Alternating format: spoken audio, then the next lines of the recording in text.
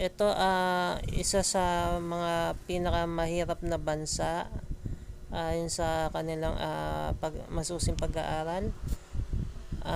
Ako ay naniniwala na walang equality o pagkakapantay-pantay at napaka-unfair ng mundong ginagalawan natin na punong-puno ng hirap at survival.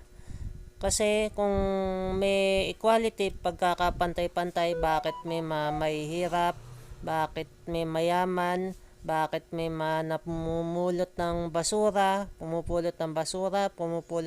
pagkain sa basura, may walang matirhan, may mga nakakapag-aral, may mga hindi nakakapag-aral, may mga naninirahan na lang sa kalsada, namamalimos. So, bakit mo naman nasabi na may equality ang mundong ginagalawan natin?